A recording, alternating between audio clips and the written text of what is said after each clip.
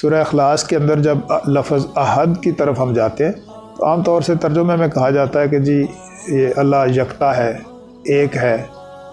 تو یکتائی کا علم تو ہر بندے میں، آپ جیسا کوئی بندہ کبھی دنیا میں نہیں تھا، ایون آپ کے فنگر پرنٹس والا بھی کوئی بندہ نہیں تھا، اور نہ ہی آئندہ ہوگا۔ تو یکتائی تو آپ کو بھی حاصل ہے۔ احدیت کا مطلب لمٹ لیس ہونا ہے۔ اللہ لمٹ لیس ہے اور بندہ لمیٹیشنز میں ہے۔ اب وجود کے ساتھ ہے، اس کا کوئی نام ہے، اس کا کوئی خاندان ہے، اس کے کوئی معاملات ہیں۔ یہ ایک تو ڈفرینس ہے کہ اللہ اور بندے کے درمیان سورہ اخلاص میں 5 خواص ڈسکس کیے گئے۔